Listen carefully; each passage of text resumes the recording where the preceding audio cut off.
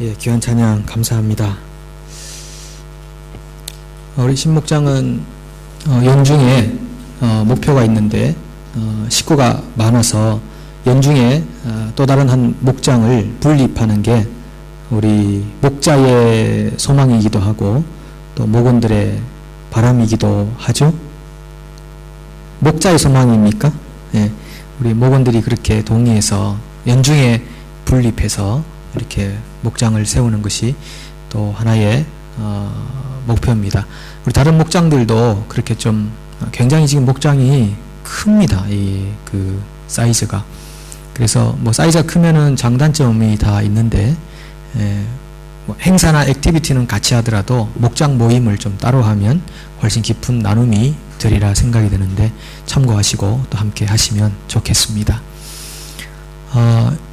여러분, 우리가 주님 안에 사는 것, 그리고 하나님의 임재가 있는 거룩한 예배 안에 들어오는 것, 이런 모든 순간들이 우리의 지친 얼굴들을 밝게 빛나게 해주고 또 속에 많은 상함이 있는 그런 연약한 모습들도 주님 안에서 강하게 만들어줍니다. 그래서 모세가 광채가 나서 수건으로 가릴 정도 하나님과의 근접거리에 의해서 생겨나게 되었는데, 예배는 하나님과의 아주 가까운 거리로 나아가는 시간이고, 그럴 때 우리 얼굴과 마음이 빛나고 새롭게 되는 것이죠.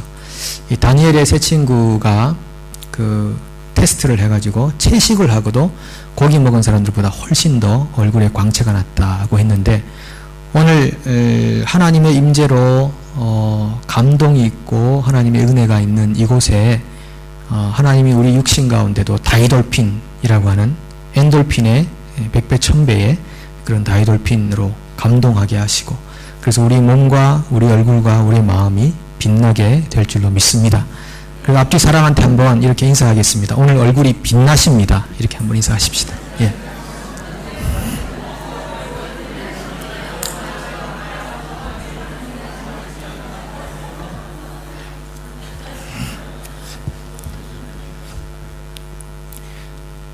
얼굴이 빛난다고 하시니까 좋으시죠? 예. 만약에 오늘 내가 누굴 만났는데 나한테 얼굴이 왜 이렇게 다 죽어가요? 그러면요, 집에 가서 잠이 안 옵니다. 그리고 괜히 옆 사람한테 막 신경질 내고요. 내 얼굴이 그렇게 안 좋구나. 막 굉장히 막 스트레스를 받더라고요. 그래서 그런 인사법은 안 좋은 것 같아요. 다 죽어갑니다. 얼굴이 피골이 상접합니다. 막 이런 이야기들은 오히려 우리를 더 낙심하게 만드는 것 같아요. 그래서 주님의 눈빛으로 보면서 마이티 워리어, 기드온한테 마이티 워리어라고 천사가 와서 얘기하는데, 기드온은 굉장히 지금 수줍고 두려워가지고 그 보리타작을 밀타작하는 데서 뭐 그렇게 적당하지 않은 곳에서 막 그 두려움으로 타작하는데 천사가 와서 마이티 워리어 이렇게 불러주거든요. 그런 것처럼 우리도 그렇게 얼굴빛이 빛나십니다. 이것이 우리를 굉장히 다시 한번 살아나게 하는 그런 귀한 인사법이 될 것 같습니다. 우리 교회에서는 세례 교육할 때 웨스트민스트 신앙 고백에 나오는 소요리 문답을 가지고 100개가 넘는 102개인가요? 되는 소요리 문답을 가지고 세례 교육을 합니다.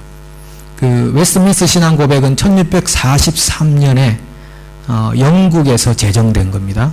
많은 지도자들이, 학식 있고 또 분별력 있는 지도자들이 모여가지고 우리 영국 교회에 제대로 된 그런 규례 혹은 뭐 어떤 권징, 뭐 신앙 고백 이런 것들에 대한 한번 그 고백서를 한번 만들어 보자라고 모여서 약 5년 정도의 시간 끝에 그 당시 성공회 교회였던 웨스트민스트 교회에서 그 신앙 고백서를 만들었습니다. 그래서 우리가 웨스트민스트 신앙 고백이라고 부르는데, 그 고백서가 나중에 미국으로 건너간 청교도들이 그 고백서를 가지고 가서 신앙의 규례로 삼았고, 미국에서 온 선교사들이 한국 땅에 들어와서 우리 장로교회에 또 귀중한 신앙 고백서로 그렇게 만들어 놓았죠. 그래서 우리는 그 신앙 고백서를 지금도 나누는데, 그 소요리 문답의 첫 번째 1번 질문이 뭔지 아십니까? 세례 다시 받으셔야 되겠네. 세례 다시 받으셔야 돼. 제일 첫 번째 질문이 사람의 제일 되는 목적은 무엇입니까? 라는 겁니다. 사람의 제일 되는 목적은 무엇입니까? 1번으로 나왔다는 것은 굉장히 중요하다는 뜻이겠죠. 이렇게 막 섞어서 이렇게 해놓은 게 아니라 가장 중요한 것을 내놓았는데 그 질문에 대한 답이 뭡니까?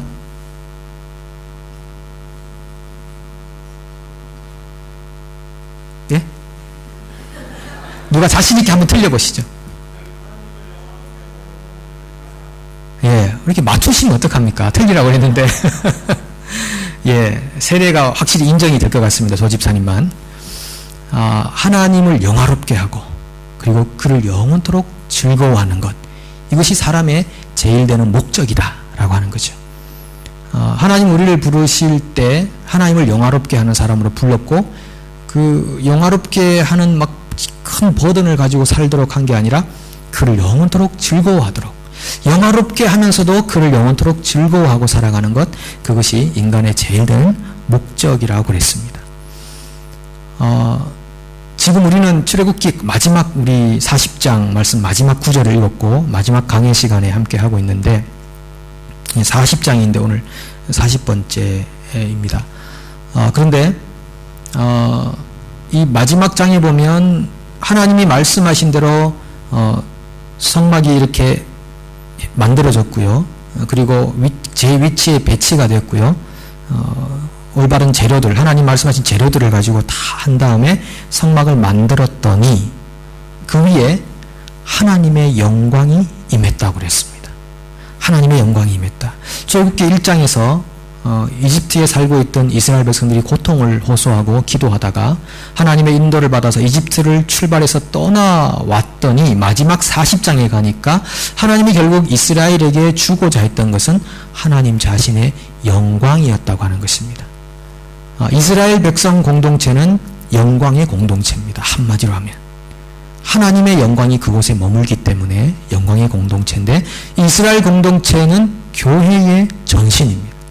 교회 공동체의 이전 모습이 이스라엘 공동체의 모습이고, 그렇게 해서 연속선상에서 교회는 영광의 공동체입니다. 교회 얼마나 보잘것없는 것처럼 보이고 초라하게 보입니까? 두세 명 혹은 10명이 모여서 교회에 예배를 드린다 얼마나 초라하고 보잘것없는 것 같이 보입니까? 훅 불면 꺼질 것처럼 보입니까? 그런데 그렇지 않습니다. 예수 그리스도의 이름 위에 세워진 교회는 영광스러운 공동체입니다. 그 사이즈가 어떠하든지 간에 영광의 공동체입니다. 하나님의 영광이 교회 안에 머물러 있다는 것이죠. 그런데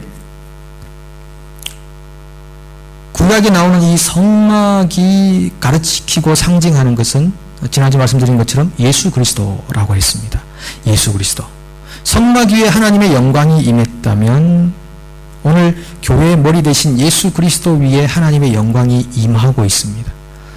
그런데 그것을 요한 기자가 이렇게 표현하죠. 말씀이 육신이 되어 우리 가운데 거하심에 우리가 그 영광을 보니 아버지의 독생자의 영광이요 은혜와 진리가 충만하더라. 이렇게 되어 있습니다. 성막 위에 하나님의 영광이 임했고 예수 그리스도 위에 하나님의 영광이 임했는데 이 하나님의 영광이 도대체 무엇인가 하는 것을 오늘 함께 나누고자 합니다. 하나님의 영광. 구약시대의 성막에 임했던 하나님의 영광 아마 눈으로 볼 수 있는 아주 현상적인 모습일 수도 있을 것입니다. 강력한 빛이라든지 광채의 모습일 수도 있었을 것입니다. 그런데 예수 그리스도가 이 땅을 걸어 다니시고 계실 때 그렇게 사람들이 눈으로 보기에 현상적으로 광채가 번쩍번쩍 했다든지, 물론 변모하신 그 부분이 있기는 하지만은 평상시에는 그렇게 광채가 보이지 않았습니다. 그러면 구약에는 굉장히 가시적으로 그것이 보이는데 신약에 나오는 예수님 위에는 하나님의 영광이 있었지만은 그 영광이 그렇게 가시적으로 보이진 않았는데 왜 그런가 함께 나누고자 합니다. 예수님의 말씀이 육신이 되어 왔다. 성육신이 되어 오신 그 육신으로 오신 예수님 위에 하나님의 영광이 임했습니다. 우리가 하나님의 영광을 잘못 생각하는 경우들이 있는데 만약 하나님의 영광이 임했다라는 것을 굉장히 좀 독재적인 차원에서 군림하고 지배하는 차원에서 본다면 그것은 하나님의 영광을 제대로 이해하지 못한 것입니다. 그것을 하나님의 영광이 임했다는 걸 잘못 적용한 단체가 바로 북한의 주체사상이라고 하는 거죠. 굉장히 독재적이고 군림하는 형식으로 김일성이라는 한 사람이 영광스러운 분으로 온 민족들에게 2천만 민족들에게 신격화가 되는 그 모습은 이 기독교의 본질을 잘못 왜곡하여 적용해버린 그런 결과적인 모습입니다. 지금도 우리 크리스천들 중에도 하나님의 영광을 굉장히 지배적이고 어떤 군림하는 모습으로 하나님의 영광이 이 땅에 나타난다고 생각하는 것, 그것도 굉장히 잘못된 생각이고, 그런 생각들 때문에 기독교인들의 신앙의 형태들이 많은 이방 사람들에게 손가락질을 당할 수밖에 없는 것입니다.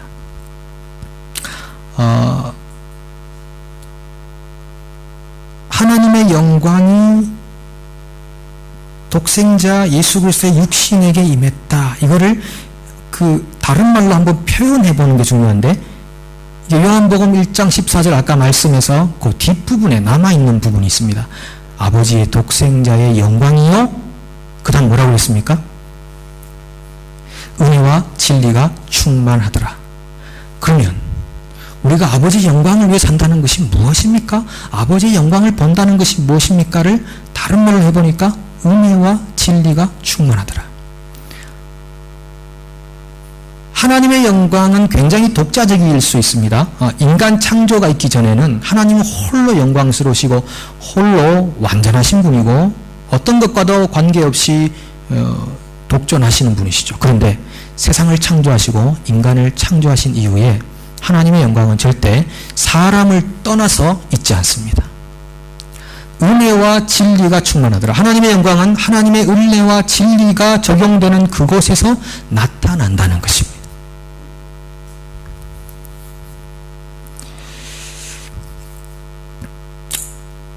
교회 공동체를 한번 생각해 보십시오. 교회 공동체에 하나님의 영광이 보인다. 여러분, 어떨 때 하나님의 영광을 보십니까? 어떤 굉장히 막 빛과 반짝하는 좋은 장치들을 해놓으면 되는 겁니까? 굉장히 큰 건물을 하나 지어가지고 많은 사람들이 모여들면 그게 영광이 나타나는 겁니까? 그렇지 않습니다. 어떤 공동체든 교회 공동체가 하나님의 은혜가 적용이 되고 하나님의 진리가 드러나는 그곳에 하나님의 영광이 나타나게 되어 있습니다. 하나님의 영광은 인간의 이 복잡하고 모순적이고 얽혀있고 뭔가 불완전한 인간 세상과 동떨어져서 홀로 하나님 혼자 영광을 차지하려고 하시는 분이 절대 아니라 인간의 이 복잡한 세상 속에 들어와서 너도 죄인이고 나도 죄인이고 너도 부족하고 나도 부족하고 모순적이고 내가 외치긴 하나 외친 대로 삶을 살지 못하고 남을 비방하긴 하나 비방하는 그 삶을 내가 살고 있는 이런 복잡하고 얽혀설켜 있는 우리의 모습 안에서 하나님의 은혜가 들어와서 은혜가 역사하는 그곳에서 하나님의 영광이 보인다는 겁니다. 하나님의 영광이. 그래서 하나님의 영광은 절대 사람을 떠나서 홀로 관계없이 영광스럽게 되기를 절대 하나님은 원하지 않는다는 것입니다. 그래서 이 하나님의 영광은 어디서 가장 크게 드러나는가 하면 십자가 위에서 드러나는 것입니다. 십자가 위에서. 그래서 사도 바울이 뭐라고 합니까? 나는 주 예수 그리스도와 그가 십자가에 못 박힌 것 외에는 알지 아니하기로 작정했다. 이렇게 표현합니다. 십자가를 떠나서 하나님의 영광을 바라본다고 하는 것은 어떤 면에서 자기 만족을 누리는 신앙생활을 하면서 그것이 하나님의 영광인 줄로 착각하고 있는 것입니다. 십자가는 없는데 굉장히 일도 하고 이 일도 하고 저 일도 하고 부지런히 성실히 이렇게 살지만 그러나 자기가 만족할 경우에 하나님의 영광을 보았다. 자기에게 만족이 없을 경우에 하나님의 영광이 보이지 않는다고 스스로 판단하며 살고 있는 그런 삶의 모습들이 바로 거짓된 하나님의 영광의 물들어 있는 삶의 반복이라고 하는 것입니다. 하나님의 영광은 그렇게 나의 만족에 따라서 나타나는 것이 아니라 이 죄인들 속에서 하나님의 은혜가 가장 강력하게 적용되어서 그 은혜가 사람들 속에서 우리에게 하나님이 계시는구나 하는 소망과 희망을 주는 그곳에서 하나님의 영광이 절실하게 나타나는데 그곳이 바로 십자가라는 곳입니다.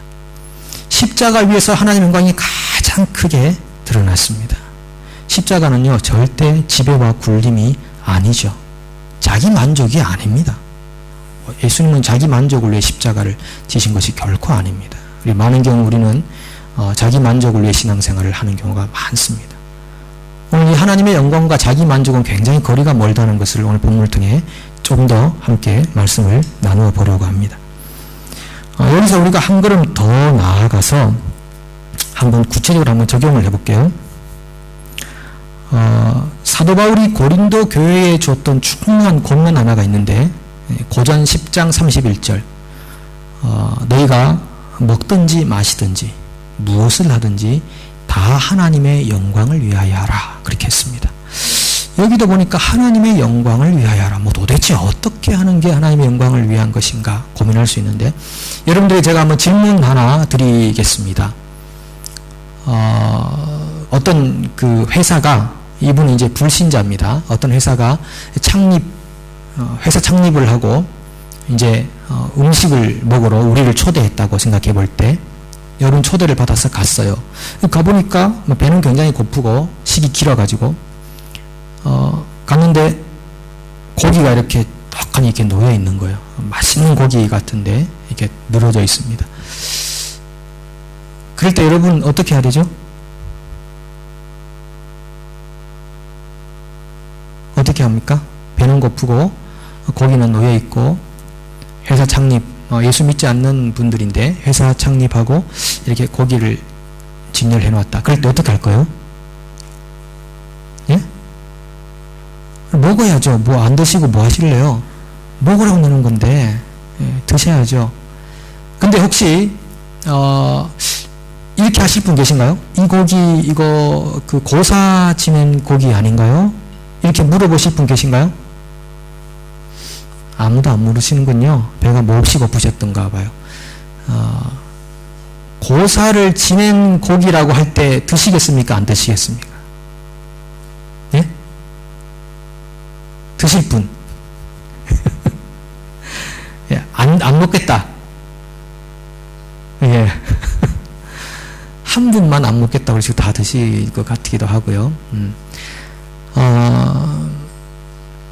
혹시 누군가가 크리스찬인데 고사 지낸 고기를 그 자리에서 뜯어 먹는다고 할 때 시험 좀 들 만한 분 계신가요? 조금 좀 거리낌이 온다. 마음이 상한다. 야, 대단하시네요. 아무도 그런 분이 안 계시네. 고린도 교회 상황의 성도들보다 굉장히 성숙하신 분들처럼 보입니다. 사도 바울이 지금 10장 31절에서 이 말을 한 이유가 있어요. 근데 그런 경우 이렇게 고기가 늘어져 있고 뭐 고사지는 같기도 하고 안 같기도 하고 할 때는 묻지 말고 먹으라고 했습니다. 사도 바울이. 묻지 말고 먹으라. 그 사도 바울이 굉장히 지혜로운 거예요. 묻지 마. 그리고 무조건 먹어. 왜냐하면 모든 것은 다 하나님이 주신 것들인데 굳이 그걸 물어가지고 만약 묻게 되면 그 고사 방금 지니고 가져온 겁니다. 그럴 때 갈등이 생기는 겁니다. 양심이 이제 점점 작용을 하는 겁니다. 이 고기를 먹어 말어. 배는 고프고 먹어야 되는데 먹으려고 하니 고사 지냈다고 뭔가 끄름직하고 이렇게 되면 굉장히 힘드니까 차라리 묻지 말고 먹으라고 사도 바울이 분명히 그렇게 말했어요. 좀 이런 사도 바울의 모습은 참 좋은 모습인 것 같아요. 그런데 그 10장 25절 이후에 27절부터 제가 한번 읽어볼게요. 한번 들어보십시오. 불신자 중에 누가 너희를 청할 때 너희가 가고자 하거든 너희 앞에 차려놓은 것은 무엇이든지 양심을 위해 묻지 말고 먹으라. 누가 너희에게 이것이 재물이라 말하거든 알게 한 자와 그 양심을 위하여 먹지 말라. 여러분 드신다 그랬나요? 드신다 그랬죠? 드신다 그런 걸로 치부하고 넘어갑니다. 내가 말한 양심은 너희의 것이 아니요 남의 것이니. 우리 양심이 우리게 아니래요. 남의 것이랍니다. 굉장히 중요한 구절들인데요. 어찌하여 내 자유가 남의 양심으로 말미암아 판단을 받으리요? 만일 내가 감사함으로 참여하면 어찌하여 내가 감사하는 것에 대하여 비방을 받으리요? 그런즉 너희가 먹든지 마시든지 무엇을 하든지 다 하나님의 영광을 위하여 하라. 이렇게 이제 결론이 주어지는 것입니다. 이 본문을 상황을 한번 생각해 보시면요. 일단 우리 양심에 거리끼지 말아야 됩니다. 왜냐하면 우리 양심이라는 것은 우리의 것이 아니라 남의 것인데, 다른 말로 하면 하나님의 영광을 위해 먹는다는 말은 먹는 일에도 남을 생각하며 먹어야 된다는 겁니다. 남을 생각하며 먹어야 된다. 아니 배고픈데 남이야 어떻게 생각하든 말든 나만 자유하면 된다라고 그냥 막 뜯어 먹는 거, 안 먹는 사람 보고 굉장히 자유함이 없고 아직 미성숙하고 삶이 뭐 이렇게 생각하고 있는 그 생각이 얼마나 오류인가, 얼마나 신앙이 아직 성숙하지 못한 자리인가를 보여주는 거죠. 그래서 하나님의 영광을 위해 하라, 이 말을 다른 말로 하면 남을 좀 생각해서 먹으라는 겁니다. 먹는 것도 좋고 마시는 것도 좋다. 먹든지 마시든지 그거 아무 상관이 없을 수 있는데 남을 한 번쯤은 생각해라. 남이 내가 먹고 마시는 것 때문에 실망하고 실족할 수 있다면 안 먹어야지. 이게 하나님의 영광을 위하는 삶이라고 그렇게 진단해주고 있는 것입니다.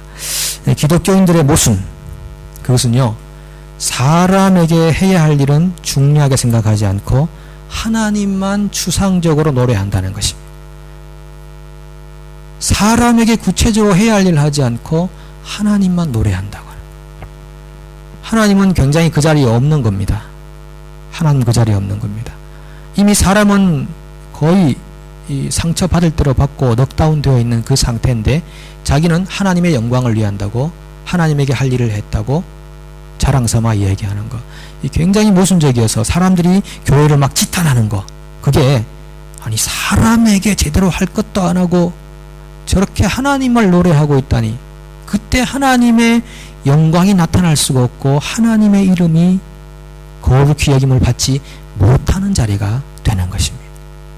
그러니까 절대적으로 하나님의 영광이란 것은 사람과 관계된, 내가 아닌 다른 사람을 컨시더하는 것입니다. 예. 배려하고 고려해서 일하는 것. 그래서 어려운 겁니다. 크리스찬으로서의 삶이 가장 도식화돼서 단순한 것처럼 느껴지시죠? A는 B, B는 C 해서 굉장히 단순해서 딱딱딱 커리큘럼이 나올 것 같죠? 그렇지 않습니다, 여러분.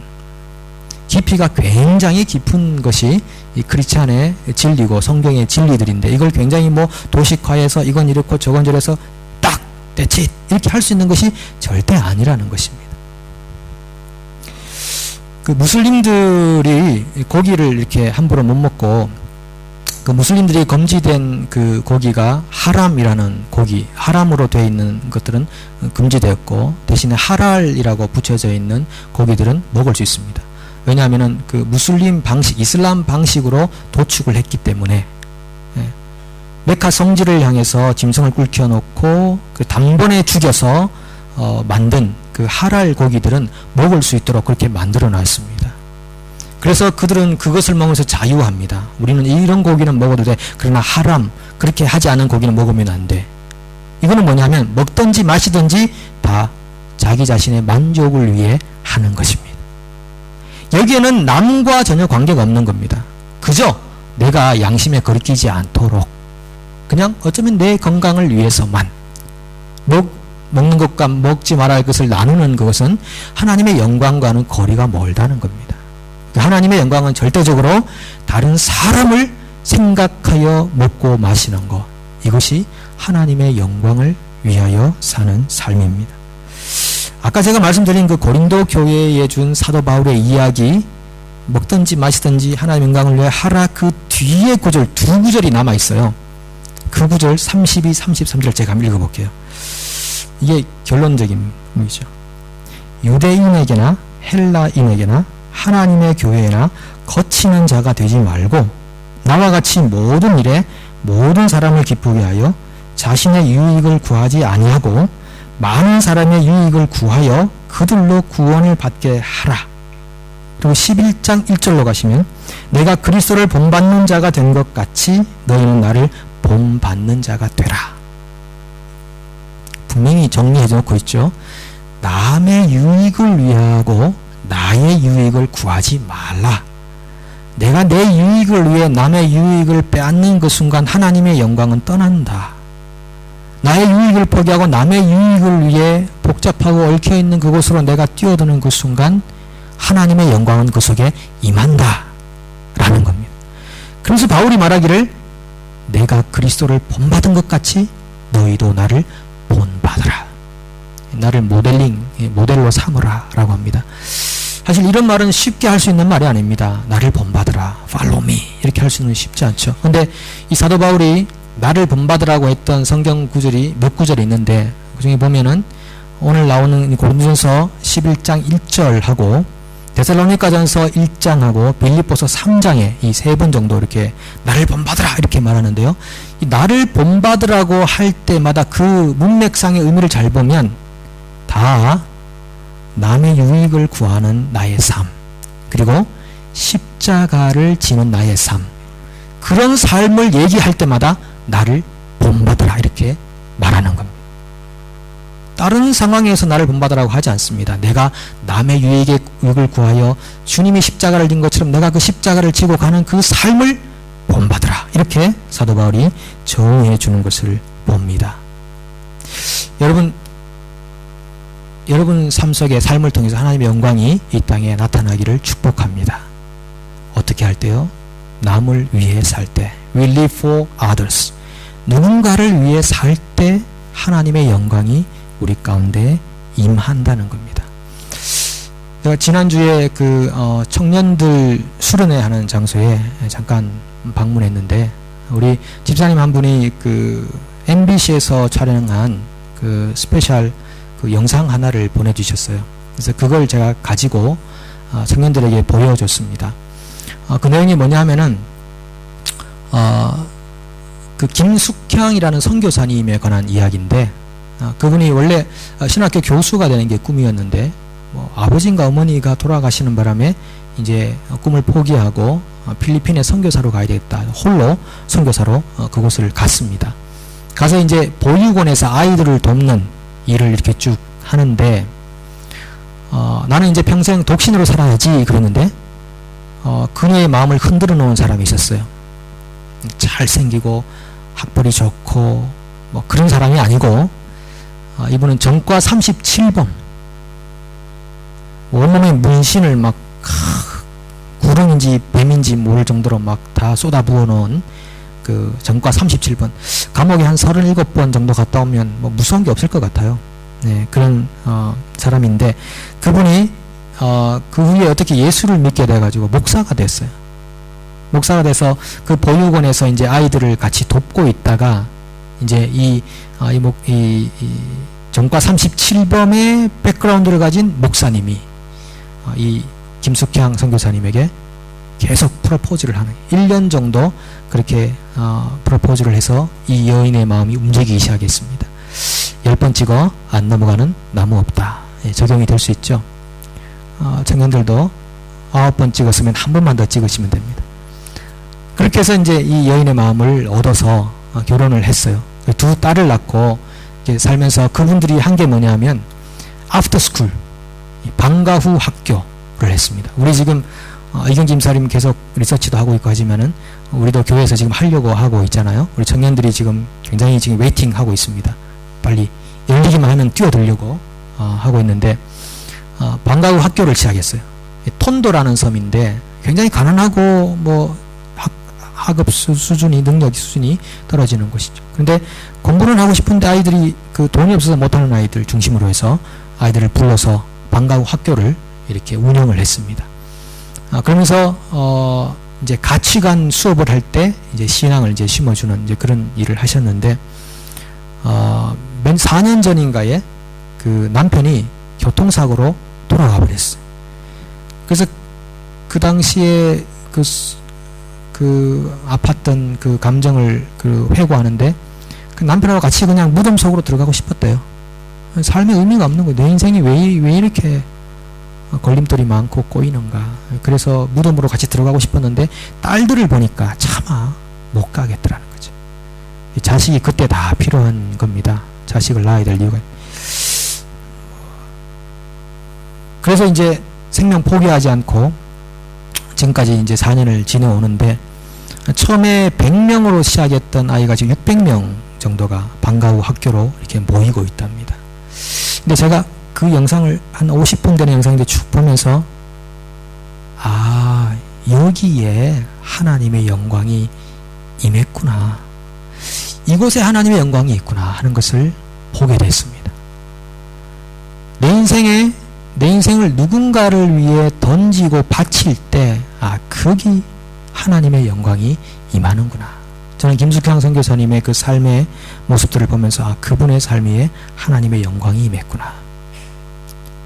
그분은 예수 그리스도를 본받고 사도 바울을 본받습니다. 같은 라인에 있습니다. 십자가의 라인에 있습니다. 예수님이 자기 이익을 구하지 않고 남의 이익을 구하면서 십자가를 지셨고, 사도 바울도 남의 이익을 위해 살다가 그렇게 돌아가셨고, 그 연장선에서 김숙현 선교사님이 남을 위하여 살고 있는 삶의 현장에 있고, 하나님의 영광은 그런 사람들을 통해서 계속 지금도 계승되고 전승되고 전달해지고 있다는 겁니다.